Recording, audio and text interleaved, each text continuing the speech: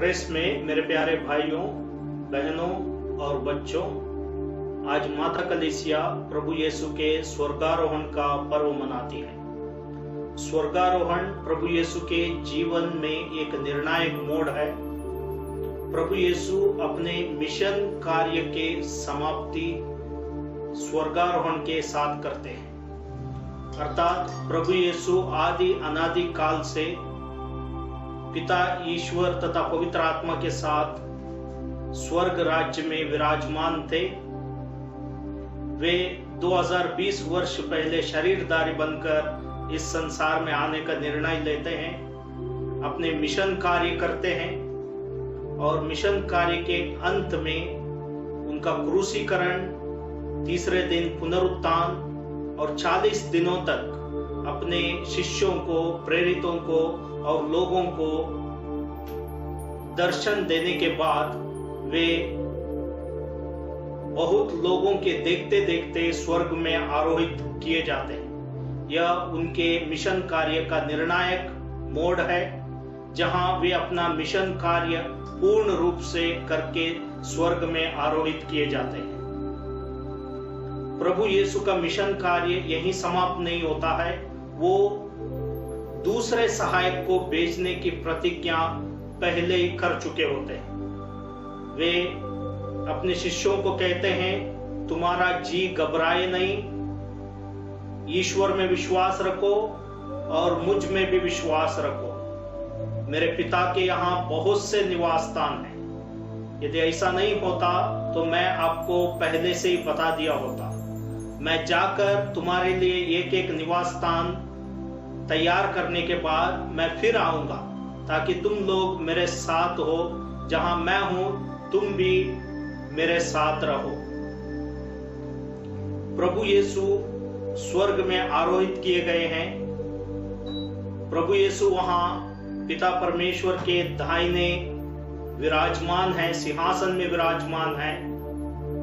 वही प्रभु मृतकों का न्याय करते हैं और संसार के अंत के समय न केवल मृतकों का न्याय करते हैं, संसार के अंत के समय जो जीवित हैं उनका भी वो न्याय करेंगे और उनके कर्मों का फल उन्हें देंगे। धर्मियों को अनंत जीवन प्रभु यीशु स्वयं प्रदान करेंगे और विधर्मियों को नरक दंड की सजा वे सुना देंगे। यद्यपि इस संसार का और सारे ब्रह्मांड का रचयिता, सृष्टिकर्ता पिता ईश्वर है, लेकिन पिता ने इस सारे संसार का अधिकार अपने पुत्र के हाथ में दिया है। पुत्र ही मनुष्यों का न्याय करेंगे, पुत्र ही स्वर्ग में उन लोगों को स्थान देंगे जिन्होंने प्रभु यीशु के नाम पे बपतिस्मा लिया है या प्रभु यीशु के अनुयायी बने हैं। धार्मिकता में प्रभु यीशु के अनुयायी हैं। प्रभु यीशु स्वयं कहते हैं, पिता के पास जाने का मार्ग वे स्वयं है। मार्ग, सत्य और जीवन में मुझसे होकर गए बिना कोई पिता के पास नहीं आ सकता। अर्थात हम सबको पिता के पास जाना है। सबसे पहले प्रभु यीशु स्वयं पिता के पास गए हैं। वे हमारे लिए स्थान का प्रबंध कर चुके हैं और यह पुनरुत्थान का पर्व क्रिस्तीय लोगों के लिए सबसे महान पर्व है। और उसके बाद प्रभु यीशु स्वर्ग में आरोहित किए जाते हैं और पवित्र आत्मा को हमारे बीच में दूसरे सहायक के रूप में भेजते हैं। जब पवित्र आत्मा आता है, प्रभु द्वारा स्थापित कलीसिया को नई ऊर्जा देता है। प्रभु के कारण ही, प्रभु ने जो पवित्र आत्मा को भेजा है उसके कारण ही इस सृष्टि में नई ऊर्जा प्राप्त हुई है। लोग प्रभु यीशु को साक्ष्य देने के लिए अपना धैर्य बना पा रहे हैं। पवित्र आत्मा के कारण ही लोगों के अंदर साहस आ जाता है। जैसे प्रेरितों को पेंतेकोस्त के दिन जब पवित्र आत्मा दूसरा सहायक आया तो वे साहस से भर गए, उसी तरह दृढ़ीकरण के संस्कार के द्वारा पवित्र आत्मा विशेष रूप से हमारे अंदर आता है। अन्य संस्कारों में भी, अन्य सातों, कुल मिला के 7 संस्कार है, सातों संस्कार में पवित्र तृत्व का बड़ा स्थान है। और विशेष करके दृढ़ीकरण संस्कार में पवित्र आत्मा विशेष करके विश्वासियों के ऊपर आता है और उन्हें बल प्रदान करता है अपने विश्वास के लिए साक्ष्य देने के लिए। पवित्र आत्मा का वरदान प्राप्त करने के लिए शिष्यों ने बैठकर 40 दिनों तक प्रार्थना की।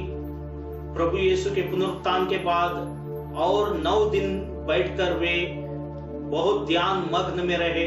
50वें दिन पवित्र आत्मा उनके ऊपर आता है और उनको नया बना देता है। तो इसलिए स्वर्गारोहण का पर्व हमारे लिए एक खुशी का कारण होना चाहिए। प्रभु यीशु जानते थे जब प्रभु यीशु उनसे बिछुड़ जाएंगे, अलग हो जाएंगे, स्वर्ग चले जाएंगे, वे दुखी अवश्य होंगे, लेकिन प्रभु यीशु ने सांत्वना देते हैं, मैं तुम्हें एक एक स्थान का प्रबंध करूंगा और जहां मैं हूं वहां तुम भी रहो। प्रभु यीशु यही चाहते हैं कि हम सदैव उनके साथ रहें, सदैव उनके साथ राज्य करें। ईश्वर ने हमें युग युगों तक प्रभु यीशु ख्रिस्त के साथ राज्य करने के लिए रचा है। प्रभु यीशु ने स्वयं कहा है कि इस संसार के चीजें नाशवान हैं और इस संसार के धन दौलत नाशवान हैं, हमारी असली या वास्तविक खजाना स्वर्ग राज्य है। स्वर्ग राज्य में जो स्थान या जो निवास स्थान प्रभु यीशु ने हमें तैयार किया है वो हमारा वास्तविक खजाना है।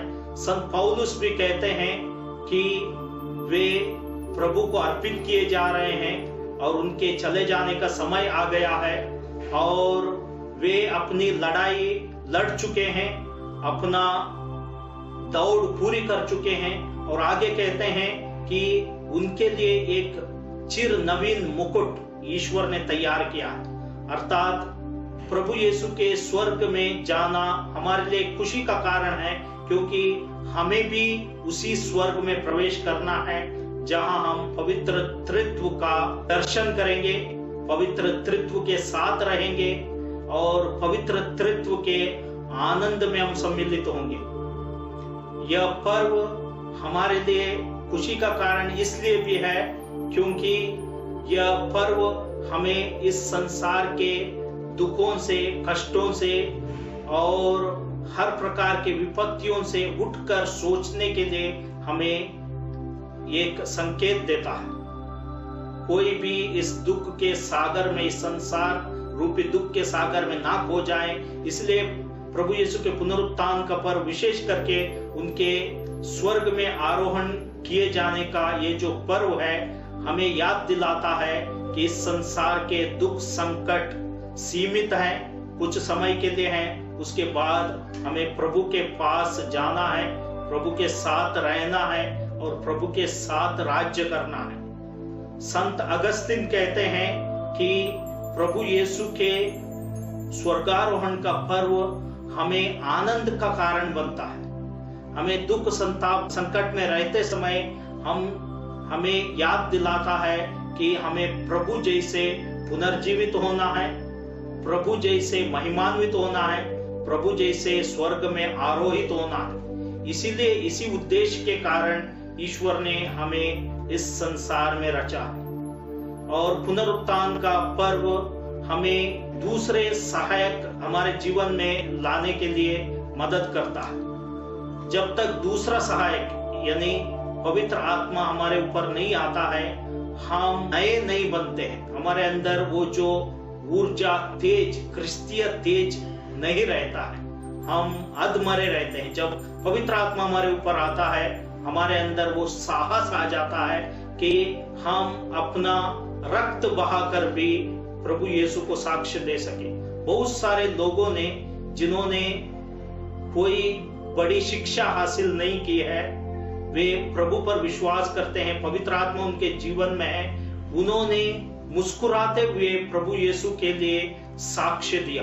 प्रभु यीशु के लिए साक्ष्य देने के लिए पवित्र आत्मा की अति आवश्यक है। प्रभु यीशु के लिए साक्ष्य देने के लिए पवित्र आत्मा के सिवा हमें दूसरा कोई मददगार नहीं मिल सकता है। दूसरा सहायक केवल पवित्र आत्मा ही है। और स्वर्गारोहण का पर्व हमें पेंतेकोस्त के पर्व के लिए तैयार करता है। तो आइए मेरे प्यारे भाइयों एवं बहनों और बच्चों, हम पेंतेकोस्त के पर्व के लिए तैयार रहे। अभी हमारे हृदय प्रभु यीशु के स्वर्गारोहण पर टिके हैं और यही उनका मिशन कार्य समाप्त नहीं होता है। उनके मिशन कार्य का दूसरा पड़ाव होता है पवित्र आत्मा का आगमन।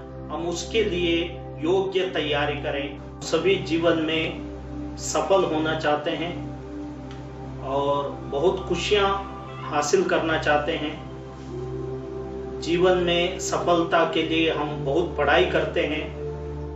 हमें धर्म शिक्षा की अति आवश्यकता है। ये सांसारिक पढ़ाई आवश्यकता है, साथ ही धर्म शिक्षा हमें स्वर्ग राज्य में पहुंचने में मदद करता है। यह लौकिक शिक्षा, स्कूल कॉलेज की शिक्षा हमें एक अच्छी नौकरी दिला सकता है, लेकिन धर्म शिक्षा और शिक्षा सुनने के बाद उसका पालन करना हमारे लिए स्वर्ग राज्य का द्वार खोलता है।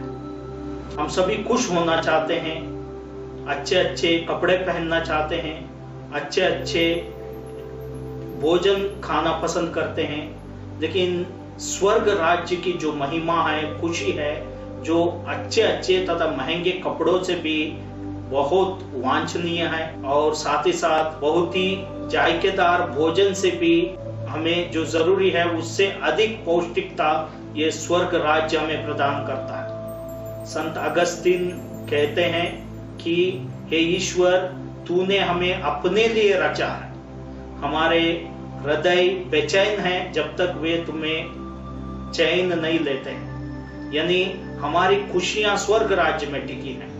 और संत अल्फोंसस दे लिगोरी कहते हैं, एक धार्मिक व्यक्ति भले ही कष्ट सह रहा होता है इस दुनिया में, लेकिन वो आंतरिक रूप से प्रसन्न है, बहुत खुश है। उसके ठीक विपरीत भले ही विधर्मी या पापी बहुत सारा धन संपत्ति इकट्ठा करता हो, लेकिन वो अंदर ही अंदर आंतरिक रूप से दुखी है, परेशान है।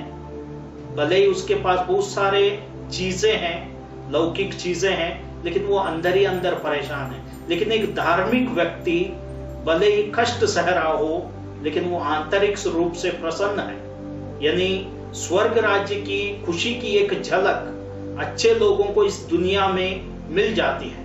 जैसे 3 शिष्यों को, 3 प्रेरितों को, पेतरुस, योहन और याकूब को, जैसे ताबोर पर्वत में प्रभु यीशु की स्वर्गिक महिमा की एक झलक दिखी थी और उनको यह लगा कि वहां रहना बहुत अच्छा है।